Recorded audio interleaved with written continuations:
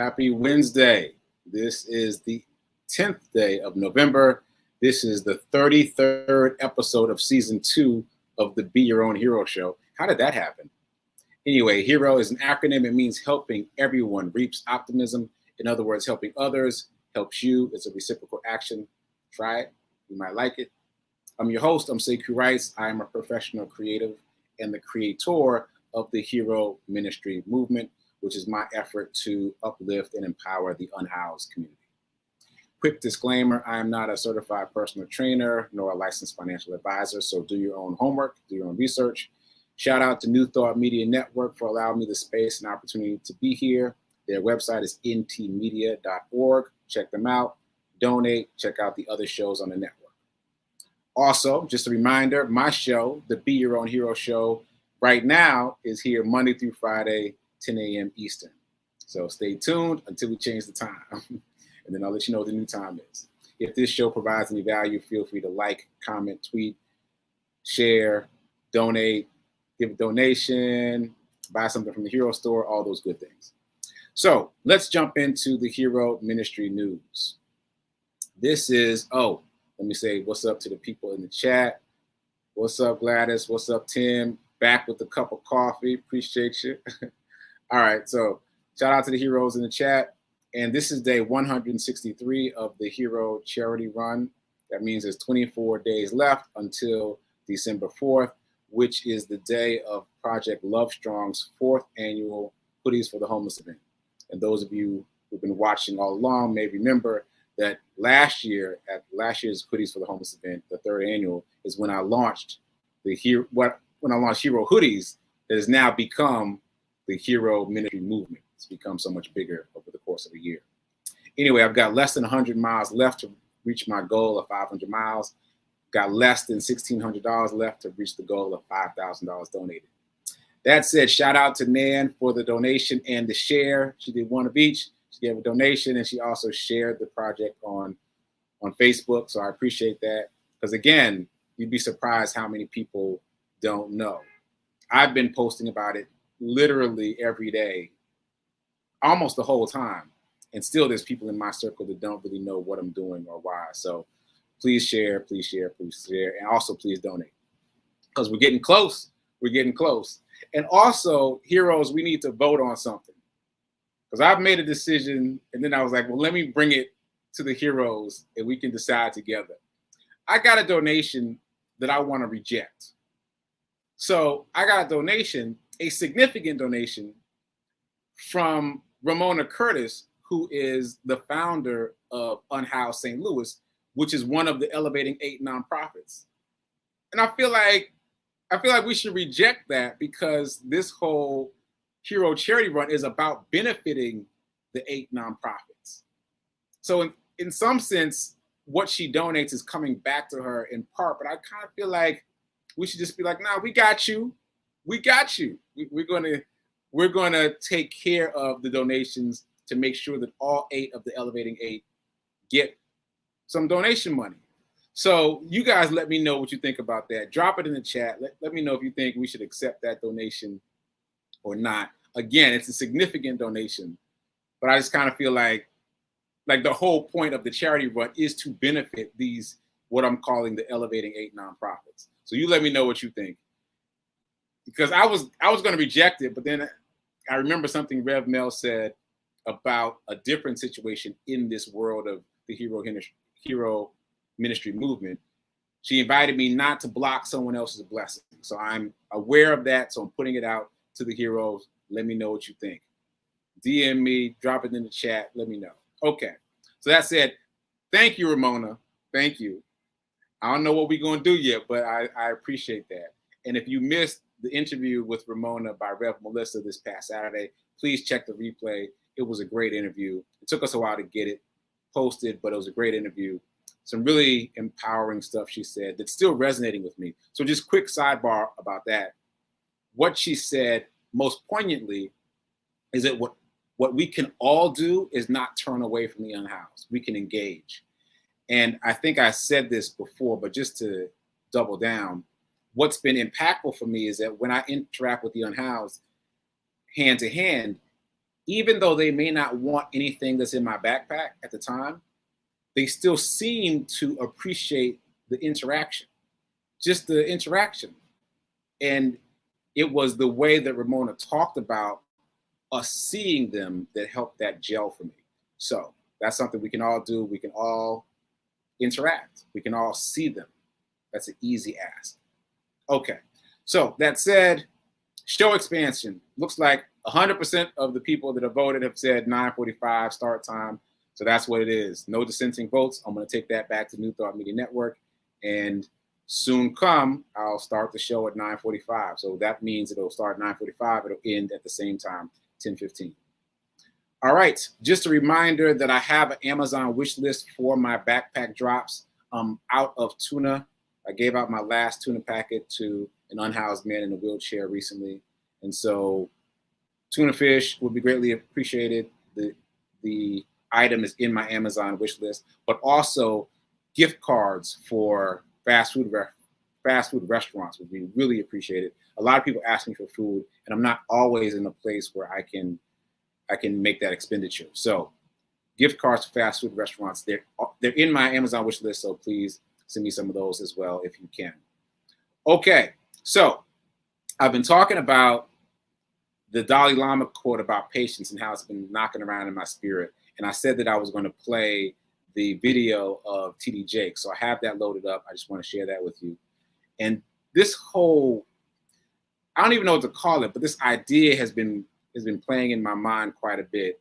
And it's the idea that what you pray for, the way that the universe is going to respond to that is by giving you what you want, but it's going to be surrounded by barbed wire and landmines and rails to climb over, and all these difficulties are going to be surrounded by difficulties.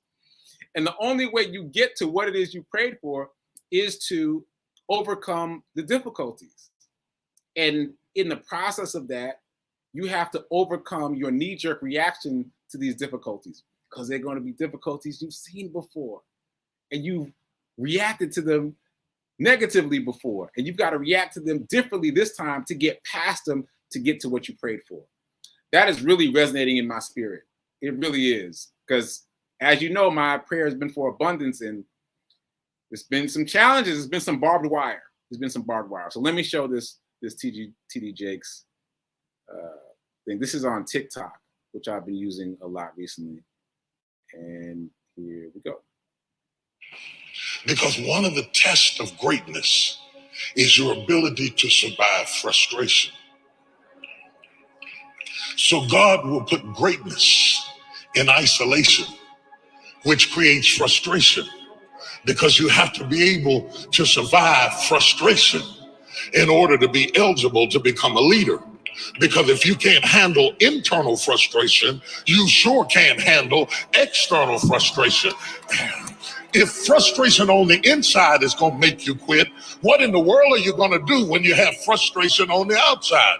So when God is getting you ready for frustration on the outside, he lets you deal with a lot of frustration on the inside so that you can learn how to be frustrated and still be faithful, frustrated and still be consistent, frustrated and still be diligent. I'm talking to somebody. I don't know who it is, but I'm talking to somebody this morning.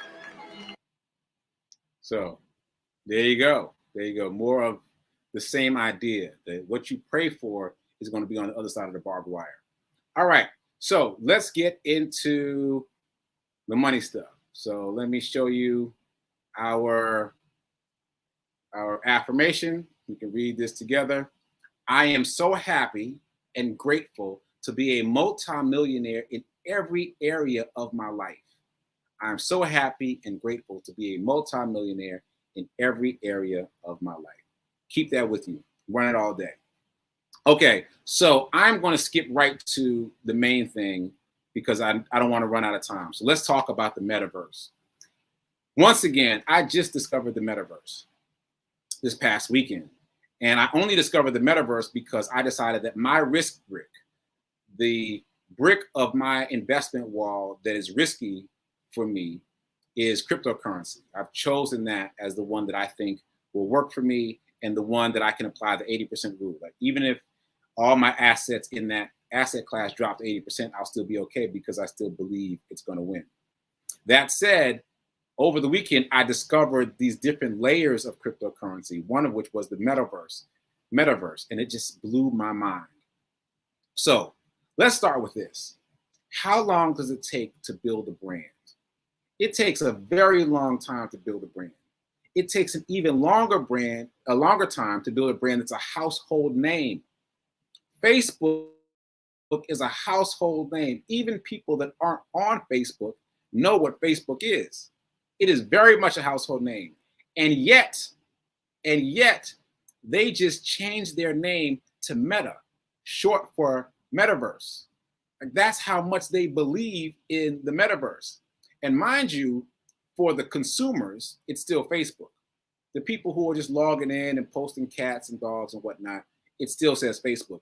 But for the investors, the side that we're now on, it says Meta. If you go to any of the brokerage houses and you look for Facebook, you won't find it anymore. You got to type in META, Meta. That's how you find Facebook. And if you already have some shares of Facebook or some fractional shares, you'll see when you check your holdings, it has changed to Meta. This is a huge deal. Never mind the fact that they've already committed like $10 billion to the expansion of the metaverse. I'm just hype about it because it's just mind-boggling. Let me explain what it is as best I can. A couple years ago, I did a test drive for Kia, and my cameraman at some point says, "You want to shoot in 3D?" I'm like, okay, let's shoot in 3D.